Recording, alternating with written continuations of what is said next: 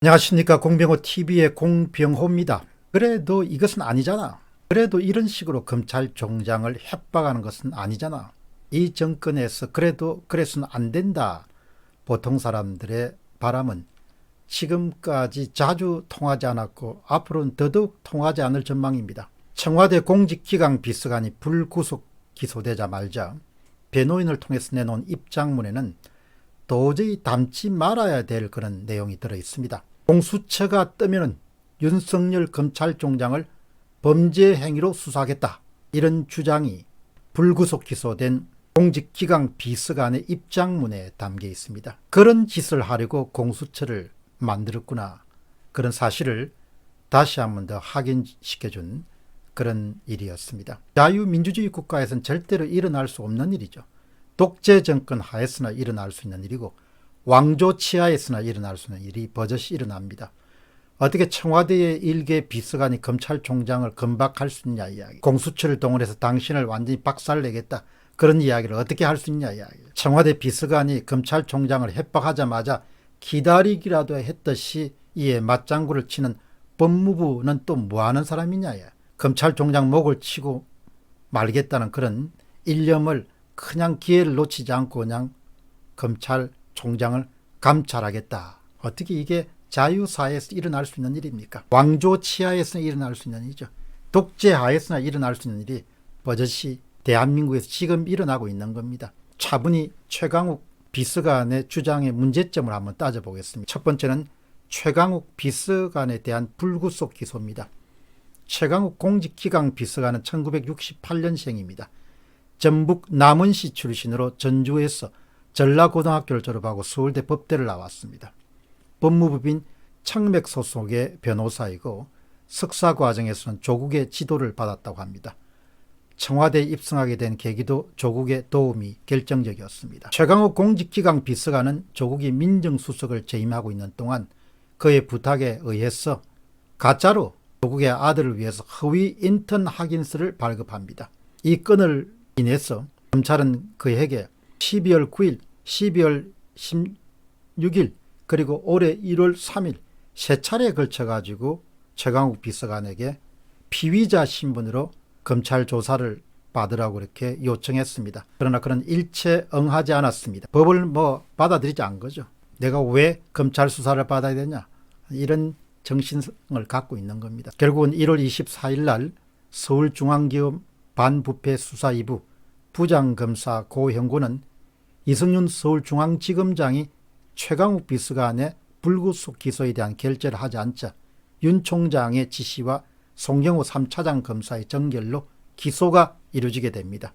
친문의 대표적인 검사로 알려진 이승윤 서울중앙지검장은 윤석열 총장으로부터 3번 정도, 3번 결재를 하라 이렇게 했지만 그것을 거부했고 이 과정에서 윤 총장의 실책이 이승윤 서울중앙지검장에 주어졌다고 합니다. 최강욱 비서관에 대한 기소 절차는 일부에서 거론하는 블루북과 달리 적법한 절차에 의해서 이루어진 것입니다. 다음 질문은 최강욱 공직비서관의 반발입니다. 3번이나 검찰 소환 조사에 응하지 않은 최강욱 비서관은 마치 자신은 법 위의 특별한 존재인 것처럼 강하게 반발하기 시작했습니다. 그런데 반발의 수위면에서 검찰총장을 위협하는 발언을 서슴지 않았습니다. 입장문에 이런 내용이 들어 있습니다. 그간 윤석열 총장을 중심으로 특정 세력이 보여온 행태는 적법 절차를 완전히 무시하고 내부 지휘 계통도 형형화시킨 사적 농단의 과정이었다. 변호사들이 문장을 잘 만들죠. 뭐가 사적 농단이냐. 적법한 절차에 따라서 3번이나 검찰 소환에 응하지 않은 피의자에게 불구속 기소를 내렸는데 그게 뭐가 사적 농단이냐. 최강욱 비서관은 이런 이야기를 또 더합니다. 관련자들은 모두 고발해서 그들이 전가의 보도처럼 휘두르는 직권 남용이 진정 어떤 경우에 유죄를 판단될 수 있는지를 보여주겠다. 이런 발언들은 지금 청와대가 그냥 단순하게 최강욱 비서관의 생각이 아니고 지금 청와대가 검찰을 어떻게 바라보고 있는지 검찰총장을 어떻게 적대시하고 있는지를 보여주는 아주 대표적인 사례입니다.